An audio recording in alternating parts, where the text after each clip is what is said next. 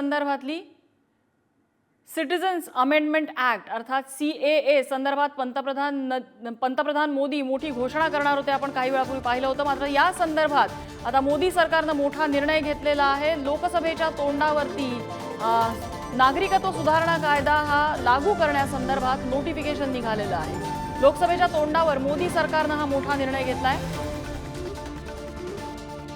CAA अर्थात नागरिकत्व सुधारणा कायदा हा लागू करण्याचा मोठा निर्णय मोदी सरकारनं घेतलेला आहे. त्या संदर्भातलं नोटिफिकेशन जारी करण्यात आलंय.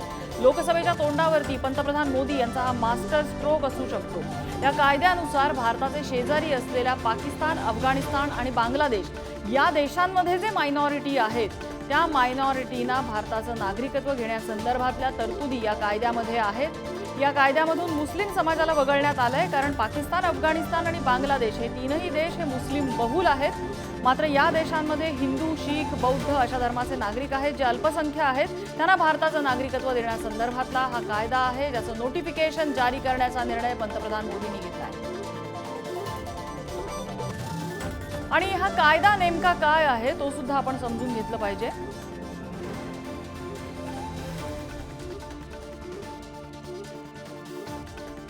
CAA अर्थात सिटीजन्स अमेंडमेंट्स ऍक्ट हा पंतप्रधान नरेंद्र मोदी यांच्या सरकारने आणलेला हा कायदा, ज्याचं नोटिफिकेशन जारी करण्यात आलेलं आहे.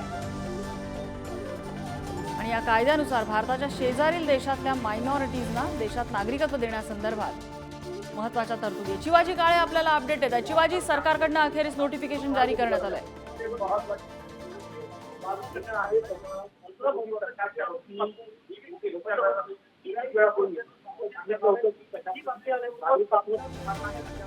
शिवाजी, काही तांत्रिक अडचणींमुळे आपल्याला आवाज तुमचा येत नाहीये. मात्र CAA संदर्भातली या घडीची सगळ्यात मोठी बातमी, मोदी सरकारकडून नोटिफिकेशन जारी करण्यात आलेलं आहे. लोकसभेच्या तोंडावर सरकारनं घेतलेला हा मोठा निर्णय, केंद्र सरकारने लोकसभेच्या तोंडावरती खेळलेला हा मास्टर स्ट्रोक सुद्धा म्हणू शकतो.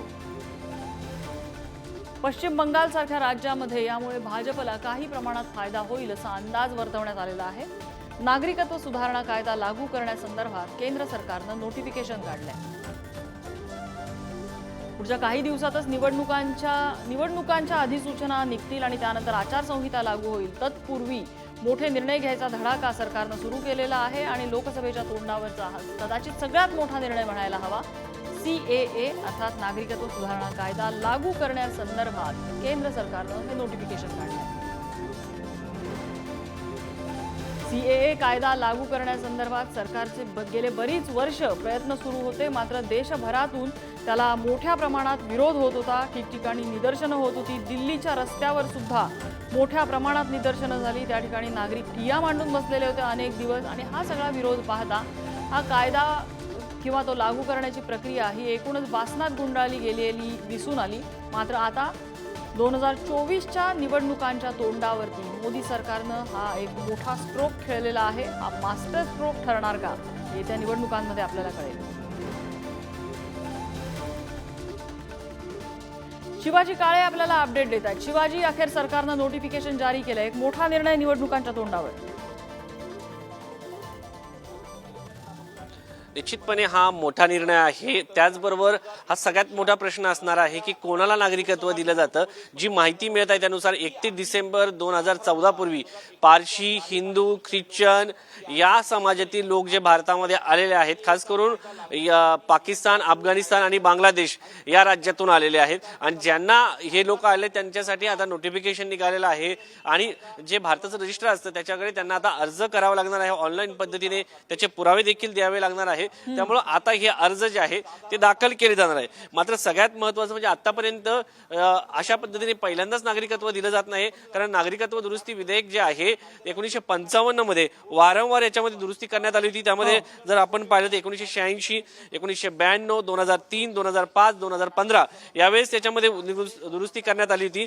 सगळ्यात महत्त्वाचं म्हणून जर पाहिलं तर ईशान्य भारतासह खास करून पश्चिम बंगाल असो, त्याचबरोबर आसाम असो, मेघालय असो, मणिपूर असो, मिझोराम असो, त्रिपुरा असो, नागालँड असो आणि अरुणाचल प्रदेश असो, हे जे या देशांच्या सीमेलगत असलेले जे राज्य आहेत, या राज्यामध्ये बहुतांश करून मुस्लिम लोक जे आहेत, या अल्पसंख्याक लोकांबरोबर जे मुस्लिम लोक आहेत ते देखील या राज्यामध्ये येऊन थांबलेले आहेत, राहिलेले आहेत.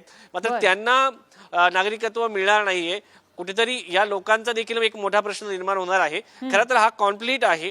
जरी सरकार म्हणत असेल की नागरिकत्व दुरुस्ती विधेयक हे नागरिकांना नागरिकत्व देणारा विधेयक आहे, कोणाचं नागरिकत्व हिसकावणारा नाही, मात्र बेकायदेशीररित्या बांगलादेशमधून असो किंवा पाकिस्तान असो किंवा अफगाणिस्तान असो या देशामधून अनेक लोक जे आहेत भारतात येतात, ते खास करून बांगलादेशामधून पोटा पाण्यासाठी हे लोक भारतात येत असतात आणि त्या ठिकाणी हे लोक राहत असतात। कारण त्यामुळे पश्चिम बंगालमध्ये मोठा फटका जो आहे मुस्लिम समाजाला बसू शकतो अशी शंका विरोधी पक्षांकडून व्यक्त केली जात आहे आणि त्या दृष्टिकोनातून हे सध्याच्या परिस्थितीमध्ये एक मुस्लिम समाजावरती अन्याय केला जातो आहे असं इंडिया आघाडीकडनं म्हटलं जाते किंवा भारत हा धर्मनिरपेक्ष देश आहे, अशा देशामध्ये धर्मावर आधारित कायदे करू शकत नाही असं देखील इंडिया आघाडीतील नेत्यांचं म्हणणं आहे। त्यामुळे ऐन निवडणुकीच्या तोंडावरती अशा पद्धतीने एक वातावरण निर्माण करण्याचा प्रयत्न केला जाणार निश्चित आहे आणि याचं राजकारण जे आहे ते निश्चितपणे होणार आहे। त्यामुळे आता 2014 पूर्वी पारशी,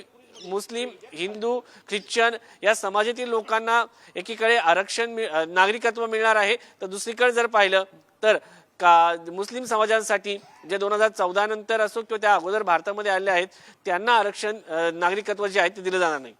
नाही, नक्कीच हा एक मोठा वादाचा विषय होऊ शकतो। यामध्ये आणखीन एक आहे की मोठ्या प्रमाणात नागरिक जे विस्थापित झाले होते अफगाणिस्तानमधनं, ज्यावेळेला तालिबानने तिथलं सरकार उलटून टाकलेलं होतं, त्या नागरिकांचं काय होणार? कारण भारताने स्पेशल विमानं पाठवलेली होती तिकडनं नागरिक भारतात आणण्यासाठी, त्यांना रेस्क्यू करण्यासाठी।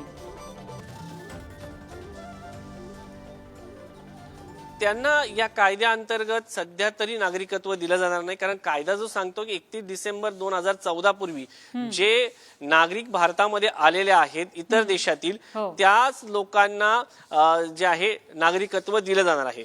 नागरिकत्व एक तर येतं कसं आणि जातं कसं हा देखील एक मोठा प्रश्न आहे। एक तर स्वच्छेने आपण एखाद्या व्यक्ती त्याचं त्या देशाचं नागरिकत्व सोडतो, दुसरीकडे असतं जेव्हा कोणी दुसऱ्या राष्ट्राचं नागरिकत्व स्वीकारतं आणि जेव्हा एखाद्या व्यक्तीचं नागरिकत्व सरकार जे आहे ते रद्द करतं, अशा 3 पद्धतीने नागरिकत्व जातं। त्याच पद्धतीने नागरिकत्व स्वीकारण्यासाठी साधारण 11 वर्ष भारतामध्ये राहण्याची तरतूद आहे, मात्र सगळ्यांनाच नागरिकत्व दिलं जात नाही।